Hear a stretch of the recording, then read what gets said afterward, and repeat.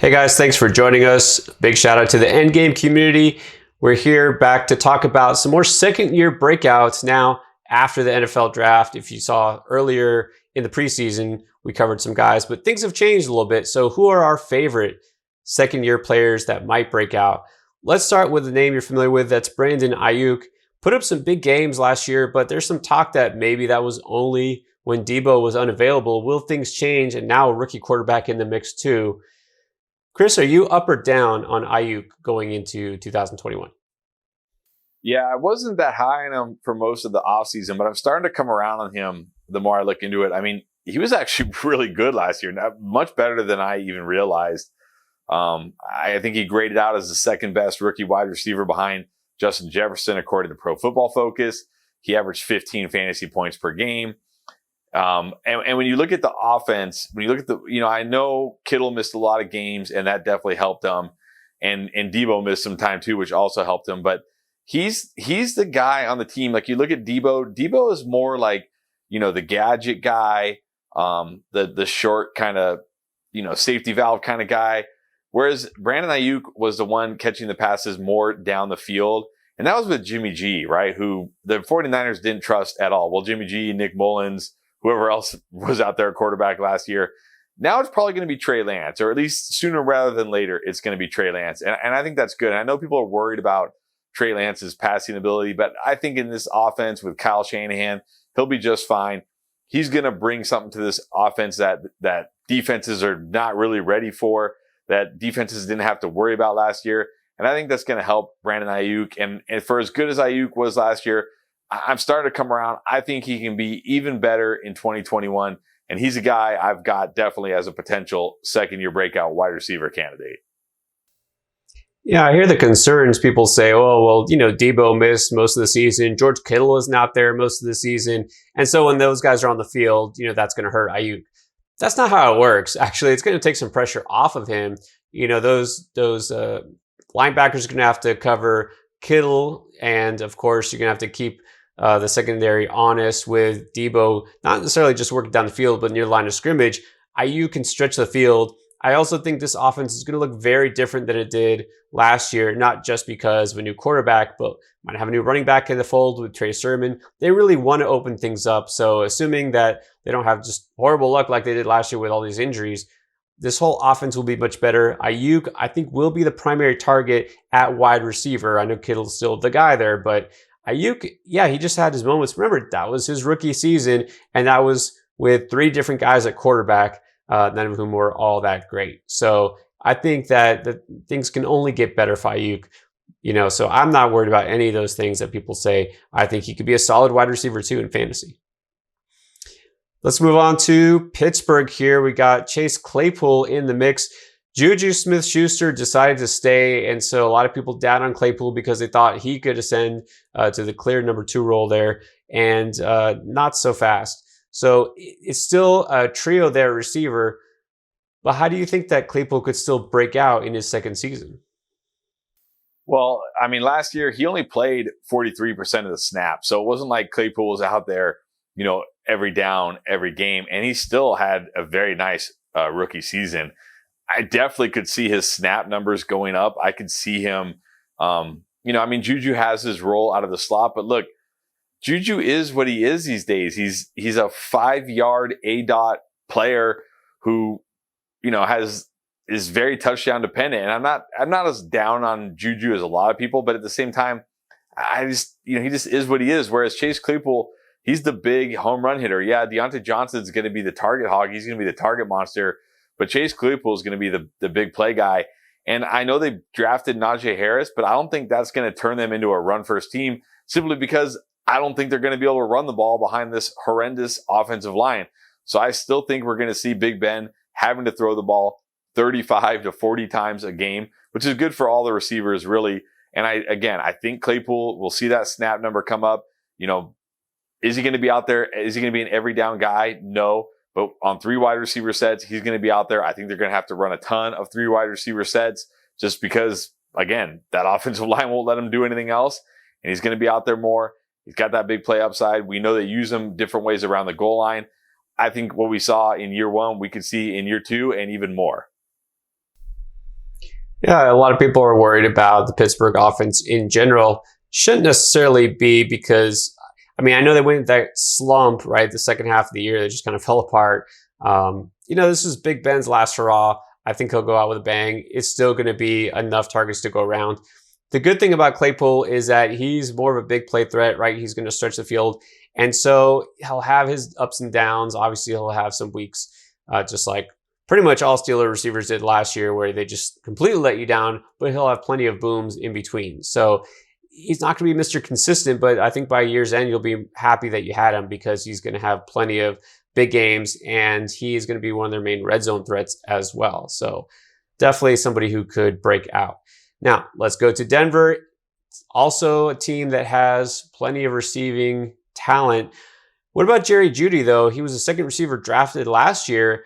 Kind of a letdown, I guess, considering the hype coming into the league. Probably should have been the first receiver drafted. But here's one thing with Jeudy. He had a terrible catch rate, 46%. Think, how can that be for a guy who's supposed to be the best route runner in all of college coming into the pros? Well, according to PFF, 26% of all the throws that went his way were uncatchable because of the quarterback. Now they have Teddy Bridgewater, who I know a lot of people aren't excited about, but that's got to be better than Drew Lock, doesn't it? Yeah, I don't know if it's quite Teddy Bridgewater. I think they're going to give Drew Lock a chance, but definitely Teddy Bridgewater is lurking. And look, Robbie Anderson and DJ Moore were both fine with Teddy Bridgewater last year, so I think it will be okay. Jeudy was actually a lot better last year than people think. But like you said, because of terrible quarterback play, his numbers didn't show it. And also, Courtland Sutton being back, I think will be very good for Jerry Jeudy because they're two totally different type of wide receivers, right? Courtland Sutton is a big, physical, get the ball type of receiver, whereas Jerry Jeudy is more of a quick, precision type of receiver. And I think, think back to the days when Demaryius Thomas and Emmanuel Sanders were there with Peyton Manning, where Demaryius Thomas was that big, physical kind of guy, and Emmanuel Sanders was the quick route running, big play kind of person. I think that's what we could see from Jeudy and Sutton. Now I get it; they don't have Peyton Manning, so I know it won't be quite to that level, but I think we could see something similar, and I think that will be good for Jerry Jeudy. I think it can't be worse than it was in year two. It's hard for me to imagine Jerry Jeudy not taking a big step forward in year two. So definitely a guy I'm really high on entering his second year. If it's Drew Lock at quarterback still, I'm going to temper my expectations quite a bit. I'm kind of hoping they switch to Teddy B. Or you could really hold out hope that they're going to make a blockbuster trade and get either Deshaun Watson or Aaron Rodgers, which probably won't happen. But, you can always hope. All right, our next receiver we're going to talk about, well, I just mentioned how some receivers had a lot of uncatchable balls thrown their way. There were 6 receivers who had 20% or more of their incompletions that were directly the quarterback's fault. Well, here's another one of them. That's Jalen Reagor. Obviously, Carson Wentz was a disaster in Philadelphia. Now he's gone. Is Jalen Hurts going to be the answer to Jalen Reagor's season? Well, it was kind of messed up by injuries as well. People are forgetting, Chris, that he was going to be the next top target there in Philadelphia. Now everybody's talking about Devontae Smith. Do you think Reagor can be what we hoped he would be last year? I do. And I think people just give up on these players way too quickly. This guy, right, battled an injury in week 2 or something early in the year. Then he battled, Carson Wentz getting killed behind that offensive line and really nothing going. And then even when Jalen Hurts came in, Jalen Hurts wasn't very accurate as a thrower. So I do think Jalen Reagor and this entire Eagles offense will be better in 2021. I think it's way too soon to give up on him. And honestly, maybe having Devonta Smith there will be good for him because last year he was basically the guy, right? He was expected to be the guy. They picked him in the first round. They expected him to go out there and be the number 1 wide receiver. Maybe he wasn't ready for it. Now Devonta Smith is supposed to be the guy, right? They just picked another receiver in the first round. Maybe him not being the guy, not having the pressure will be good for him. But regardless, again, kind of like Jerry Jeudy, he can't have a worse year than he had last year. It has to be better. And I think it'll be significantly better in year 2. So another guy that I'm looking to draft as often as I can going into the 2021 season. Yeah, what's crazy is that so far these early mocks that we've been doing, of course, we do those, 3 times a week. If you want to get on that, check in the description, of course, always there, link so you can join us. But in even best ball drafts, whatever the case is, you can get Reagor as your wide receiver 5. Look, for a guy who's a first round pick and could be the number 1 receiver, at the very least number 2 receiver for a team like Philadelphia, that's pretty good, right? So I think a breakout possibility is definitely in the cards. But even so, it's just a great value for a guy you know is going to get targeted quite a bit and has that downfield ability. And then the last receiver we'll look at as far as second-year breakouts is Darnell Mooney. We know he's never going to be the alpha in Chicago because that honor belongs to Allen Robinson.